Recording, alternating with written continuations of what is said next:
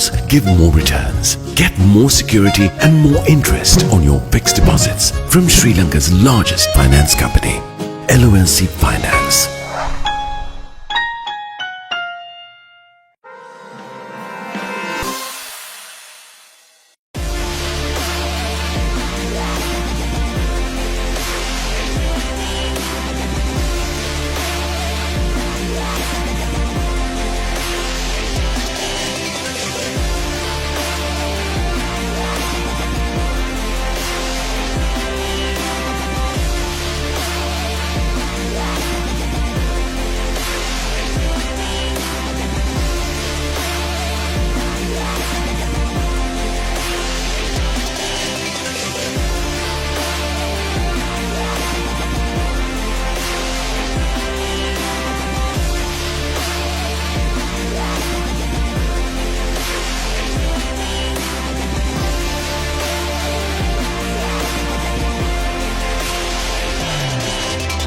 Hi, I'm Imran from Funtime, and I will be answering Living's questions today for Living Gets Real.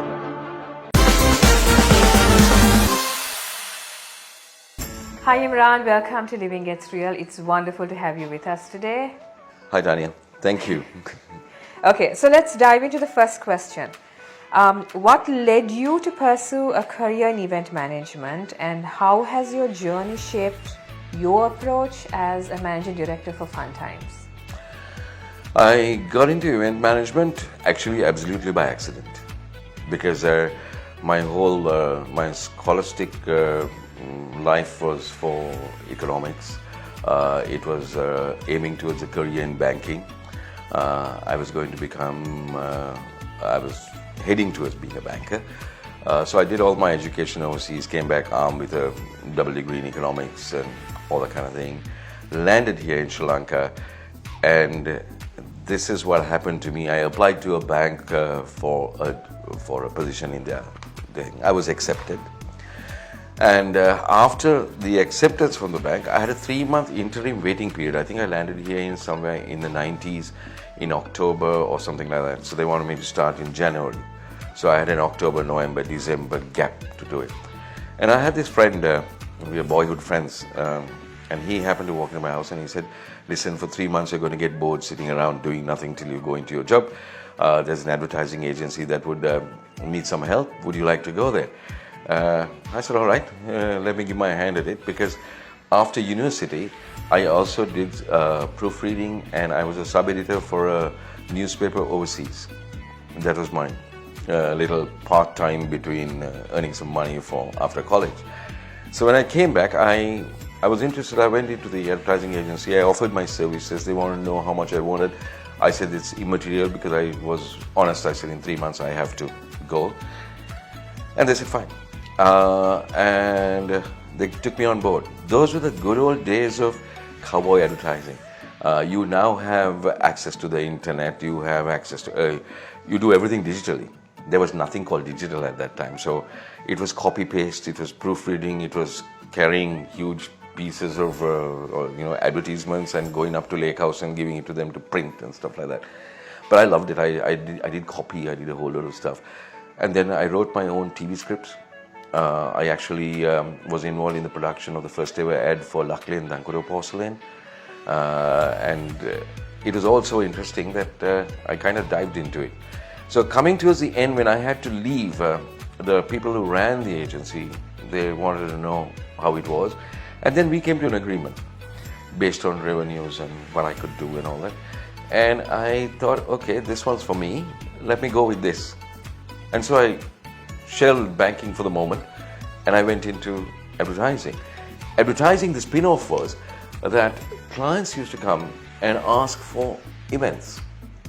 Not on the scale that you see it now, but like a conference or like a little cocktail party or whatever they were doing.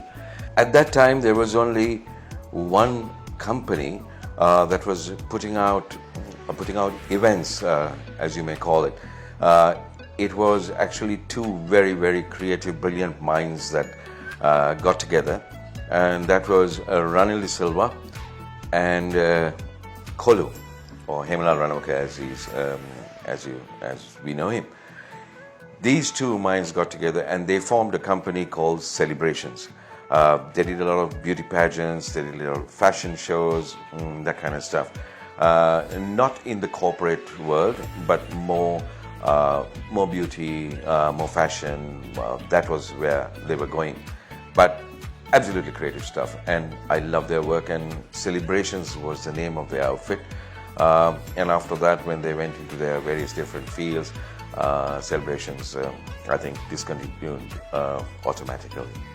But that was it. And then I came in there and started the first ever event company in the country and called it Funtime.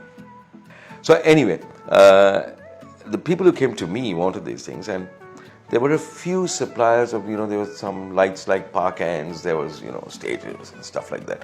And we used to do it, and I started putting it together using these people. And then I found that every time I do something, somewhere along the line, a client or the client who was doing it would come and start having a go at me, saying this is late, that is late, because these guys were, it was not on time, people were painting stages. I couldn't anymore. So what I did was I got into a plane, I went to Singapore, I bought my own equipment, I came down here and I started on my own using the guidelines that I had learned overseas. So it was, on-time delivery, there was quality to what you did, everything. And it started working. And when it started working, I found that clients from outside were coming to us, and so we founded the first ever event company in this country. And we called it Funtime. At that time, Funtime sounded a good name. But if I can say it on camera right now, it sounds like an escort service, but that was it. That was 35 years ago, and it worked. So that's how my entry into events was. And then I found that I just love this, so I just kept doing it, and there was no looking back. So almost 35 or more years now in this game. Interesting. So thankful to your friend, you got into the advertising, and then it took you from there to where you are today. It was a series of coincidences that took place, and then landed me here. Nice, nice. So Imran, in a constantly evolving industry, how do you stay ahead of the trends? Also to ensure the company's service remains relevant to the client's changing needs. Events have been metamorphizing over and over again. Events has been changing over and over again over a period of time. For instance, if you look at technology, when we first did events, we had park ends, we had backdrops made out of flex, we had sets made out of made by hand, and that's how events really took place as far as the infrastructure event was concerned.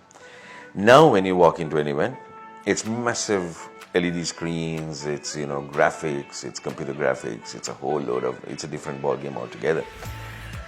What we do, or what I do at least, is to keep abreast of all the trends, is you use your brain like a sponge. You let in as many things as possible into it, especially from what's happening overseas, what's happening in the event world in other countries, and you bring all that to the fore, and somewhere it comes out over here with the tools that we have. And so at one point, from sets we moved into graphics, but we moved into other things as well. Music, I have a 23-year-old son. I call him and I ask him and I tell him, I say, Akhil, send me the new music that you're listening to. Because personally, in my spare time, I would like to listen to either jazz or some light classics or things like that. That's my personal taste. But to understand my audience, to understand my clientele, and to figure out what they would want, you need to keep abreast of almost everything, from Oriental music to the latest Bollywood hits to everything else. So what you do is you're like a sponge. You take it in, keep abreast of it, keep abreast of the technology, but don't let the one mistake that sometimes people make is they let technology take over and creativity die. You can't do that. what you need to be is you need to use your creativity and harness technology to bring out your creativity. So that's what it's all about. Like, say for instance, sometimes you see an event where you get a LED screen stretching from one mode to the other.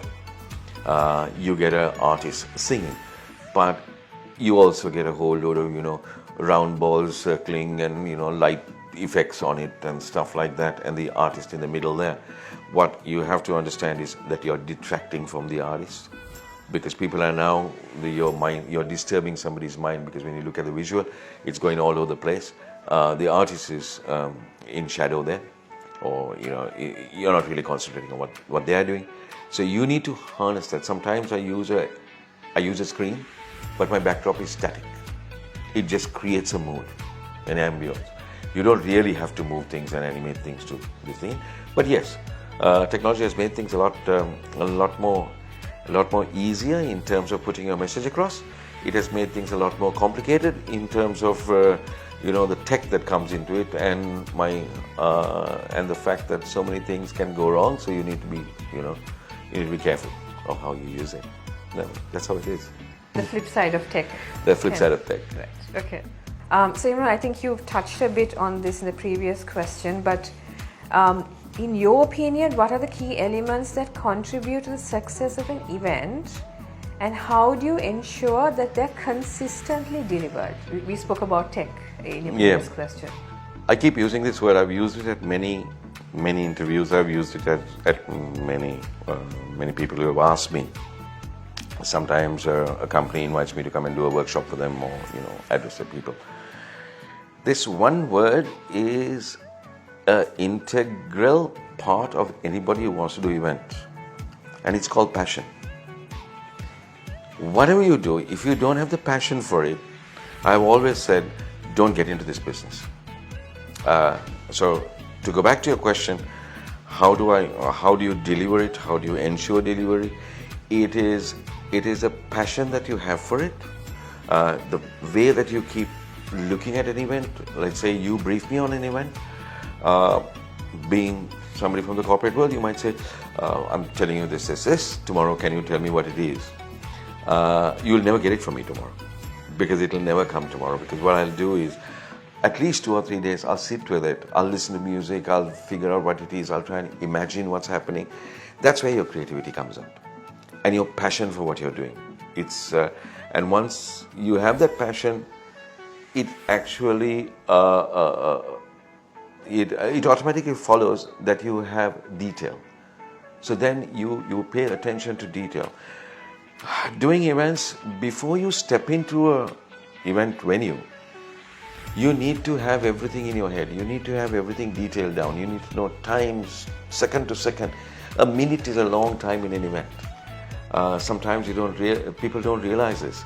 I have something called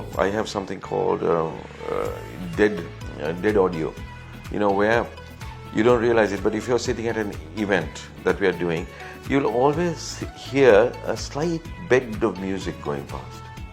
Because what I'm doing is I'm keeping you tuned. I'm not leaving a long blank silence anywhere. It's like when somebody goes up on stage to make a speech. Between the MC introducing the person and him coming up to the stairs to come and take his position at the podium or lectern or wherever, there's a bed of music that runs. It's not overpowering, it's not disturbing, but it's sometimes barely perceptible, because that's how you handle an audience. It's like conducting an orchestra, and the audience is is what you play around with. You play with their minds. You create moods. You bring them into a different world when they walk in there, and that's how you do it. Okay, so you basically map it out all in your head once the you client map it gives you the out, brief. then you put it onto paper, then you show it follows. Your client gives you a brief, then you go into concept, then you put the concept onto paper. Before the concept comes out, there's a lot of discussion, there's a lot of little bit of research that goes on, and then you take it to the client, and then when the client okays it, then you're ready to go into the venue. That's when you do the prep work that the client doesn't see. Are you running on generators? When are you moving into the venue? Who's doing your tech? Have you gone and checked the graphics at the studios? What kind of feel are you creating? How does a person exit a stage? How does a person enter a stage? So there are exits, there are intros, there are so many things. Once again, what I say is to be in the event industry and to excel in it, you need to have, there is no textbook. When I started, the event management was not even a field that was recognized. In fact, my mother still asks me, what do I tell your relations when they ask me what you're doing? Are you an agent? Do you sing? Because you're in events. And I also get this, I spent so much money on your education and now you're doing some band thing somewhere. That's what happens. But in actual fact, I think you need to have a wide general knowledge. You need to have hobbies. You need to be read. It doesn't matter what you're reading, but all these things feeds you.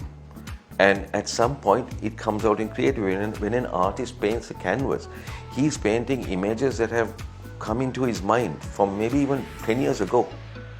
He or she is then bringing that out on a canvas. Same thing applies to a person who's doing events. The music that he hears, the feel that he gets, the visual that he creates, all that is absolutely necessary. So sometimes a person sitting in a corporate table might not understand it, but when he gets the finished product, then usually he comes and says, wow. Usually I sometimes get a hug, or I sometimes say, you're just good at what, or something like that. I get a compliment. So I accept the compliment, and I'm happy to accept it because you're happy to do a good job. And so far I haven't had anything but that. But the trick is, next morning when you get up, you forget all that because that was last night. Tonight or this morning, it's a new day altogether. So you have to start from scratch. And once again, if you let it go to your head, you're done for. That's a good advice there. Yeah.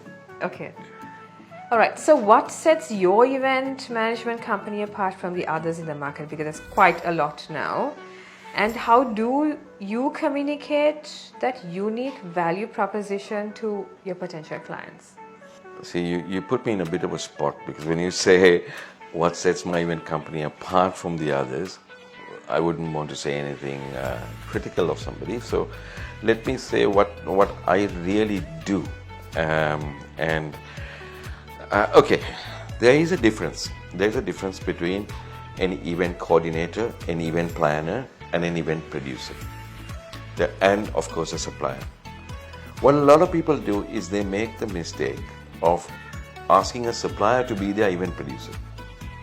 A supplier is going to want to sell you or send whatever he has in his warehouse.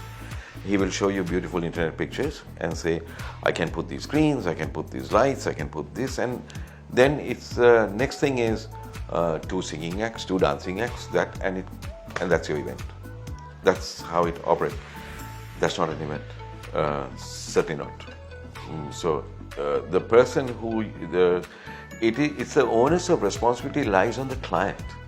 When he starts looking for an event producer, he needs to choose wisely. Then you get the next category, which is the event planner or the event manager.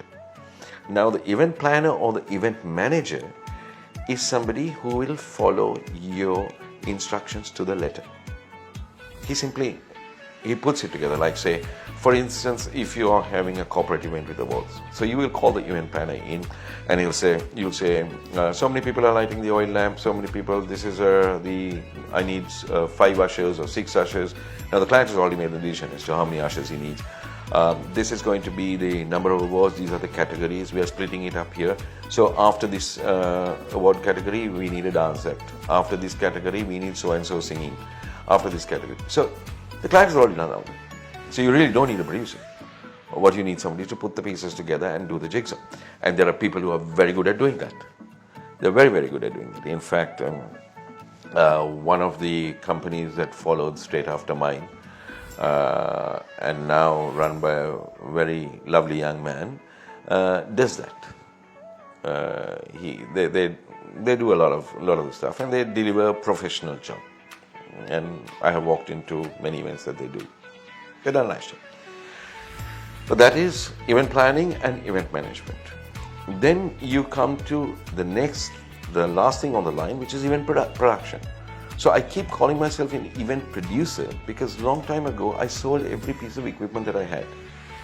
As far as events are concerned or doing events, I don't even possess a piece of plywood. That's how it operates. Instead, I made associations or joint ventures with companies that are of a certain quality, and I've been working with them for the last 15, 20 years. So their companies are almost an extension of mine. And I find it much easier. The reason why I didn't want to own or dance around with equipment was the fact that it restricts my thinking. It restricts my license to go out, to go to new fields. And in an event production capacity, as a client, I don't really accept everything the client says. What I need is a brief from the client. I need to get into his mind, figure out what he wants or he or she wants, figure out the mood that they want, the atmosphere they want, the target, the focus. And I keep telling, especially corporates, I tell them there's always an ROI in what you do. So it's not just a tamasha. You're calling people in to either enhance your business, motivate your staff, or bring in new business. This is the reason why you do an event. Why should you spend that X amount of money from your promotional or advertising budgets unless you're getting that much back? It may not be tangible. You may not see it in rupees and cents, but it does have a roll-on effect. So the event producer's job is to create that evening or that conference or whatever, to convey that impression and to get to that focus. So that is event production. It's much more difficult than just doing it, but I love doing it. And so I decided to do it long term. I won't change it. I will just stay doing that. Even if I have to, there are certain events that I've even said, no, I can't do because it doesn't interest. Okay, it's interesting. Okay. So given all that you've said up to now, you've spoken about tech, you've spoken about the passion that you need to have, the drive that you need to have in this. What advice would you give other event management professionals aspiring to excel in the industry to become effective leaders, not just to do a particular event, but to lead in the industry per se? When I first started this business, there was just about 3 or 4 event companies. And some of them came out of, some of them started as DJs, they went on to event management. But that is not a detraction actually, because there was no event management course. So you learnt on the run, and a lot of them did learn on the run. The advice I would give is never ever drop quality. Sometimes if you get a budget from a client, forget your budget before you get there. Put your thinking for the event. Once you start doing it, if you know that you need to add something into it or put something into it, don't go back to the client and say, I want so much more, I want so much less, or whatever it is, because that's not right. You have agreed on something, the client is expecting something, fine, just go ahead with that. But you know that if I put this factor into it, okay, I'm doing an event next month, everything has been passed, the client has passed the budgets, he's happy with what I presented him with. I have now on top of that gone and added 2 more performers. I've added actually another row of musicians and all that, because I know that it's going to enhance the event. That budget is coming out of my margins to pay for that. But for me, it's worth it because it showcases my work. And for me, it'll be another event after that. The client who's coming to me for next month is celebrating his 40th anniversary. I did his 5th anniversary, I did his 10th anniversary, I did his 15th anniversary, I did his 30th anniversary, I am now doing his 40th anniversary, and I have done events for him overseas as well. So when I have that kind of trust from a client, it's only right that I put my all in all to it. So never get down, never compromise on quality. Always never compromise on creativity, and be ethical. Don't don't worry about trying to make a little bit here or a little bit there. This event business is not a business. It's something that you start as a hobby or a passion, or you get into it from there. Never forget that.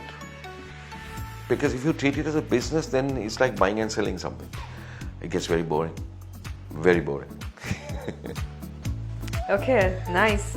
All right, Imran, we've come to the end of segment 1, which is our questions, and we have a fun game for you on the other side. All right. Let's see you soon. Okay.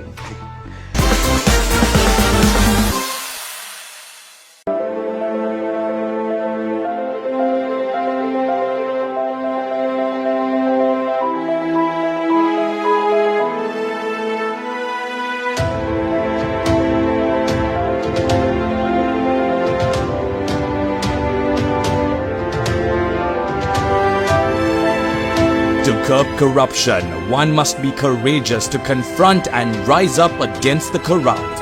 Sleep well, be guided by ethics and standards for peace of mind. Refresh Sri Lanka for a civic-minded society. In association with 99X. LMD, the voice of business.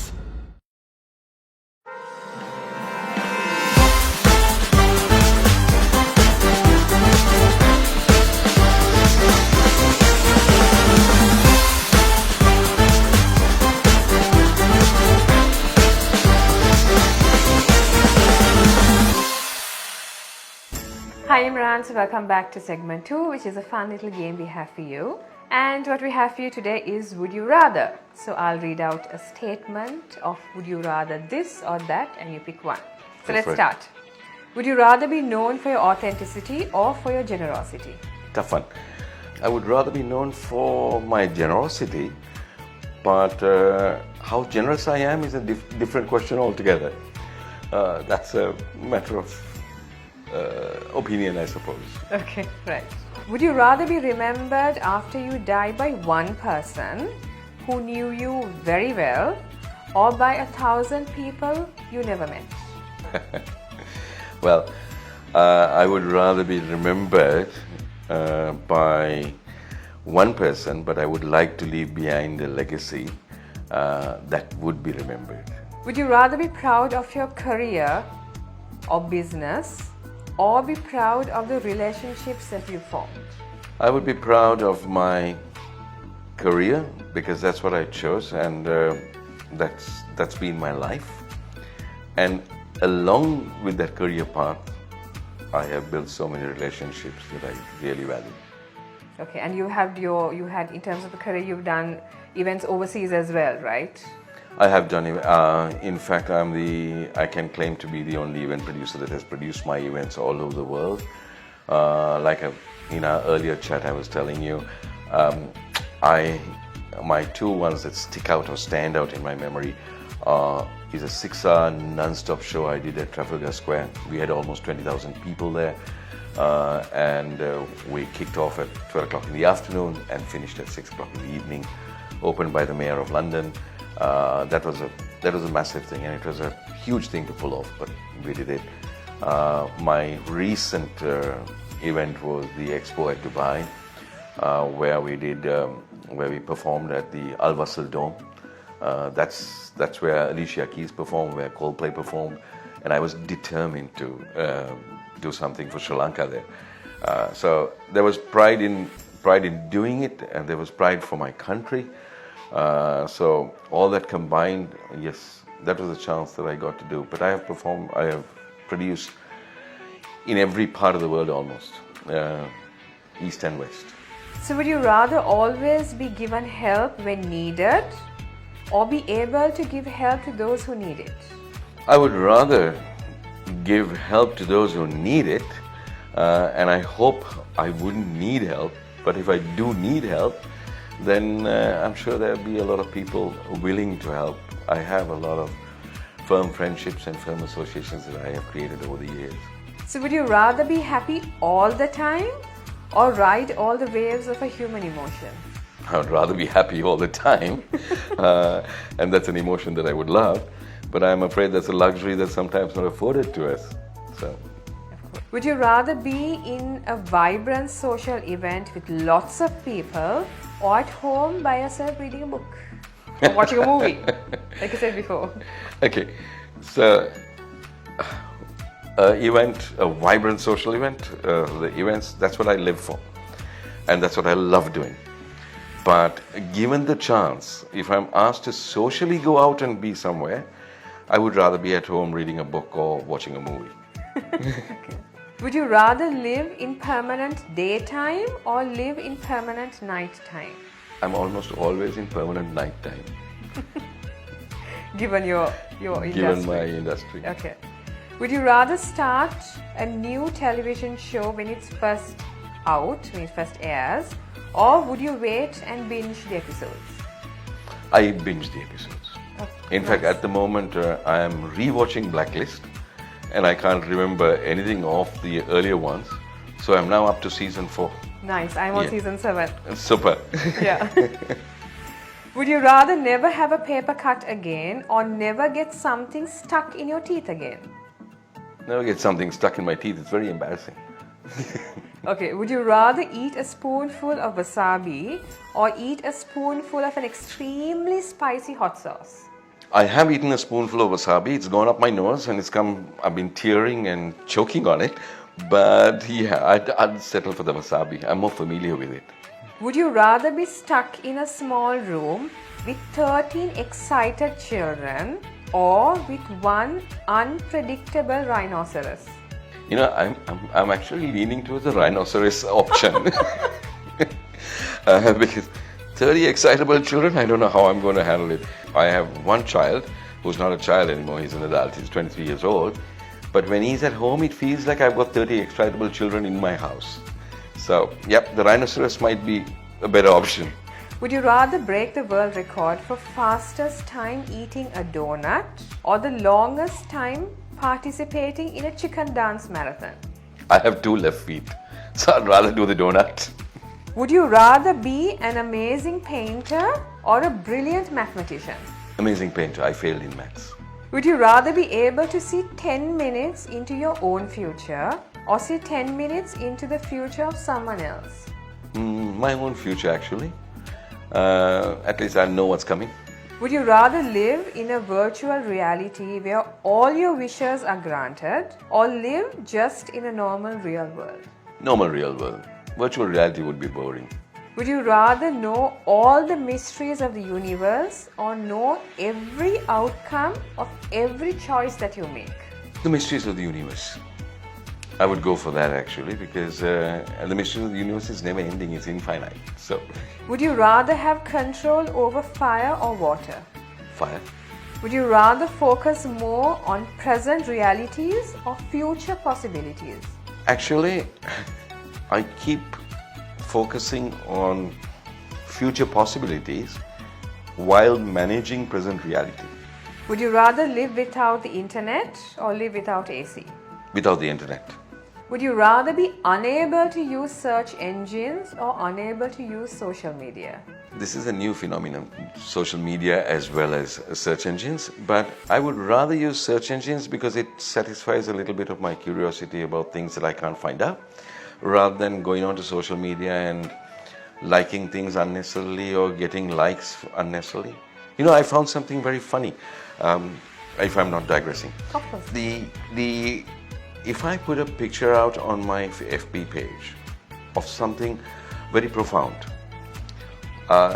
people will go to it and maybe I get about 10 likes. If I stand with 2 pretty girls next to me and take a picture, looking like Beauty and the Beast, I will get about 150 to 200 likes. So it sometimes social media can be very shallow. Would you rather live on the beach or live in a cabin in the woods? Cabin in the woods. No, I'm not a beach person. I'm not a beach person. I'm more a hill country person. No. I come from the hill country, originally from Badul actually. Oh, nice. Okay. Would you rather lose all your money and valuables or all the pictures that you have ever taken? The pictures can wait. I'll keep my money and my valuables. All right. Okay.